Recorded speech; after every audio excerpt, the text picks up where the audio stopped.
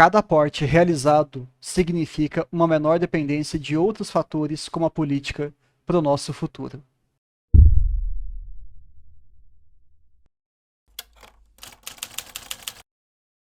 Vamos abordar aqui 5 aspectos fundamentais em relação às eleições e os nossos investimentos, beleza? Vamos começar aqui com um fato. Isso aqui não tem como a gente negar.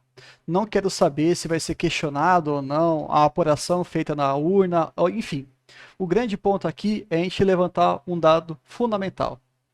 Essa eleição, desde 1988, quando nós tivemos a redemocratização do país, foi a eleição com a menor margem diferente entre os candidatos. Isso pode ser muito bom, tá? Porque se você for na rua agora, provavelmente você vai perceber que metade das pessoas apoiam o Lula ou metade das pessoas apoiam o Bolsonaro. Isso sempre vai garantir que exista um questionamento. Não estamos aqui para ser torcedor de político. Estamos aqui para investir, para garantir o nosso futuro. Esse é o mais importante. Mas não adianta todo mundo falar a mesma língua, porque grandes erros acontecem justamente nesses momentos. Então, uma contradição, um lado oposto forte, me traz um pouco mais de segurança do que se todo mundo estivesse falando a mesma coisa. E essa opinião pública, ela também foi refletida nas câmaras, tanto dos deputados quanto dos senadores. Esses dois gráficos que eu vou mostrar para vocês refletem justamente essa composição. Percebam que dos 513 deputados, a grande maioria, ou pelo menos aí a caracterização geral, é que ela é centro-direita.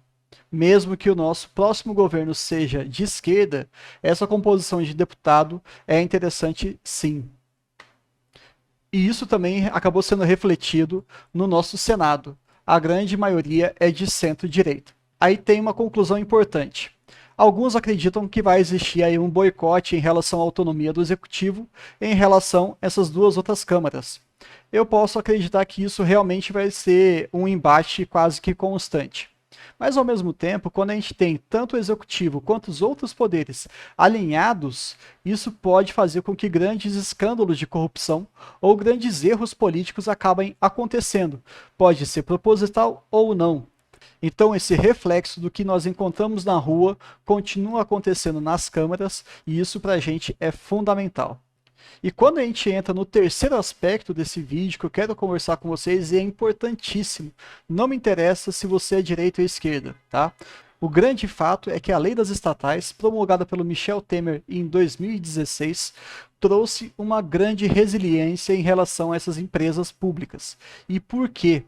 Nós estávamos naquele período com uma ferida aberta que estava relacionada ao mensalão, e isso foi muito ruim. Eu não estou discutindo aqui quem fez, quem é responsável, não, de novo.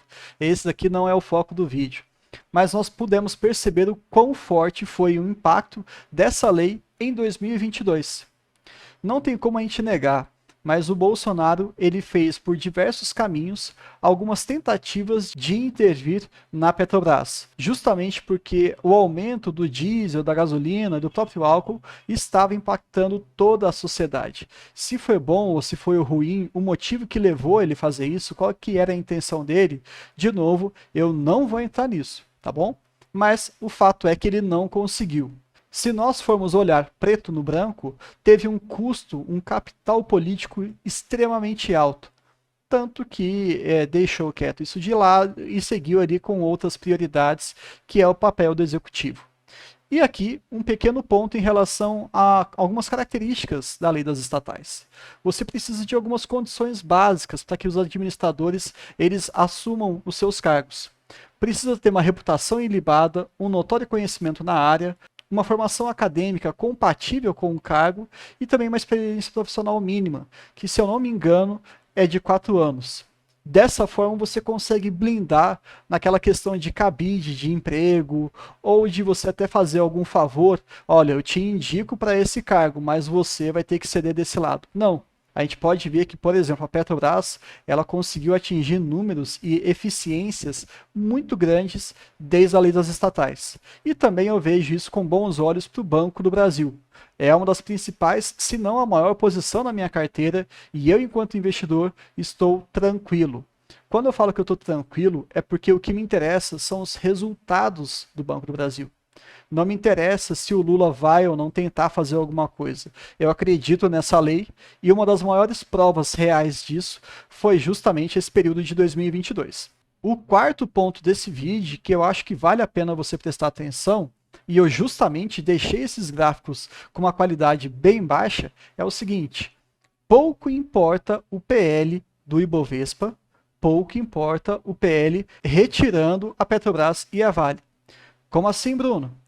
De verdade, pessoal, seguindo o que o próprio velhinho Barsi fala para todo mundo que gosta de investimento de longo prazo, buscando ali seus dividendos como uma renda mensal passiva, ele não investe na bolsa, ele investe em empresas. É claro que ter uma percepção do global aqui, tanto considerando as grandes estatais, quanto também excetuando a participação delas, isso é relevante se você quiser fazer alguns comparativos, mas é muito mais uma massagem de ego do que realmente uma posição estratégica. Porque se a sua empresa tiver um PL baixo, isso é um argumento adicional para você investir. Mas a gente pode encontrar algumas empresas excelentes, algumas até que você pode ter na sua carteira, que estão com PL alto. Por conta disso, você não vai investir? Claro que não, né? Claro que não. Eu, pelo menos, espero que não. Particularmente falando, eu não gosto muito de utilizar múltiplos, tá? Quando eu os utilizo, é mais uma questão de viés de confirmação, é uma análise final. Eu sempre vou acompanhar os balanços trimestrais, eu sempre vou acompanhar o que está acontecendo com a empresa através do site do RI. Esse, para mim, é o grande racional de qualquer investidor quando você deve ou não fazer aquele seu aporte. Então, PL por si só, ou o valor patrimonial por si só também, que muita gente gosta de falar, não tem tanta relevância, mas é claro que aplicado em alguns cenários específicos, você tem que usar sim. E sim, tem muita gente perguntando, mais do que eu imaginava na realidade, perguntando se eu vou vender a posição do Banco do Brasil.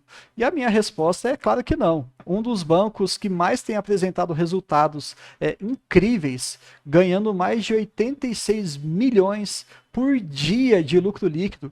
E inclusive eu vou deixar aqui um vídeo para vocês, caso vocês queiram acompanhar o balanço do segundo trimestre. E sem dúvida nenhuma, assim que sair do terceiro trimestre, a gente também vai fazer.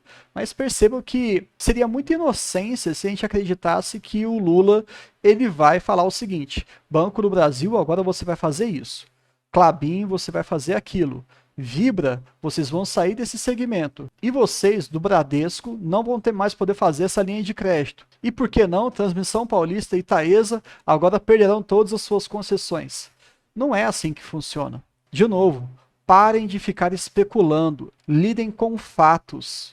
Isso é muito importante. Se você realmente acredita que o Brasil vai virar uma Venezuela, meu amigo, minha amiga, sendo bem franco, se a sua premissa inicial é essa, bom, eu pelo menos tiraria todo o meu dinheiro do país. Não faz o menor sentido você investir, considerando o pior cenário de que o nosso país vai realmente degringolar. Agora, se você acredita no nosso Brasil, entendam, não é tão simples quanto o título de uma manchete que você lê por aí. Intervenção estatal em empresas públicas e privadas não é algo que acontece de um dia para o outro.